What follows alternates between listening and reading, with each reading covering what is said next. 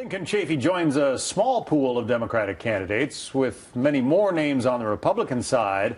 But a lot of observers wonder, will a third-party candidate run for the White House next year? Some say views on both sides of the aisle sound almost identical in cases, very populist.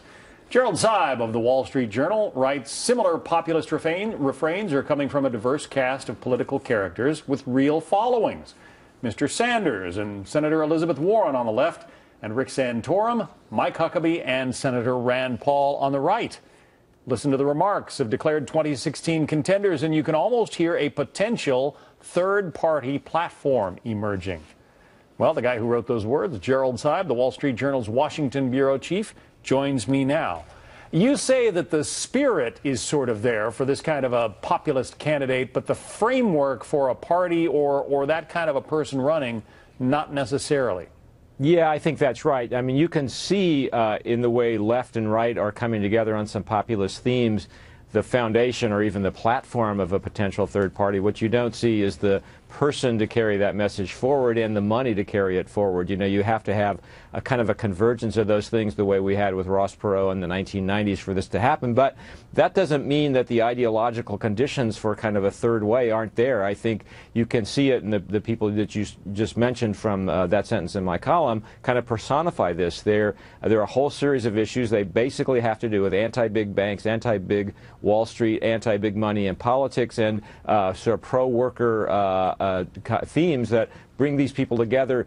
And what's striking to me, at least so far, is how similar they sound on some of these things. But doesn't populism sort of emerge as an issue at this point in a presidential campaign just about every time we go around the block?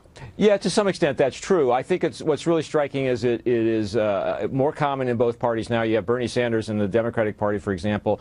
He looks like a fringe candidate, but he was at a rally in Minnesota over the weekend, and he filled a hall with 3,000 people, and there are people waiting in line outside to hear him. So you have personalities who are actually shooting a little energy into these messages. You also have the conditions. I mean, you know, it's been a very slow recovery from a very deep recession that really started in 2007. A lot of people think we're still not out of it yet. That creates a lot of economic anxiety, and you have sort of several years of harping on wealth, income inequality in this country, and that's kind of created the conditions in which some of these themes have more resonance than I think they normally would. Yeah, and you've got on the Republican side a guy like Rick Santorum, who mostly made his name the last time he ran for president, sounding social conservative themes. This time he's talking about things like an increase in the minimum wage. Yeah, absolutely. And if you listen to Rick Santorum's announcement speech last week, you really get a flavor of this. He talked over and over about being the candidate, and the Republican candidate, obviously, for the working man, for the working class, for working families. And he spoke disparagingly of big government and big businesses in almost equal terms. And so there's a voice out there that's speaking to a big part of the Republican Party. And by the way, this is the other thing that's changed over time. The Republican Party has a much bigger blue-collar, downscale, kind of a Walmart wing of the party that came to Republicans mostly for cultural issues because they're conservatives on cultural issues, but they have a kind of a working class sensibility on economics issues. And you have both Mike Huckabee and Rick Santorum, and to some extent Rand Paul, all speaking to that. So there's a voice for these concerns within the Republican Party, not just the Democratic Party. I hate to be so cynical, but are these possibly sort of poll-tested campaign platforms that these guys are running on, or are they really honestly, feeling that from the people?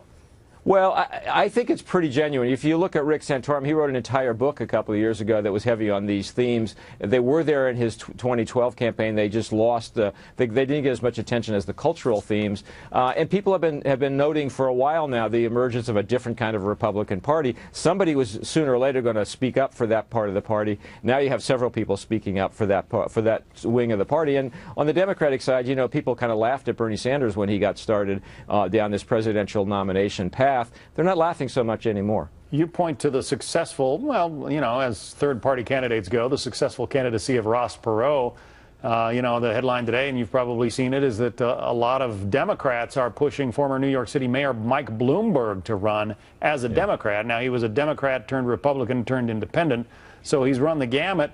He's certainly a guy who probably couldn't be bought by the special interests because he could pay for his own campaign. Do you see that kind of a possibility?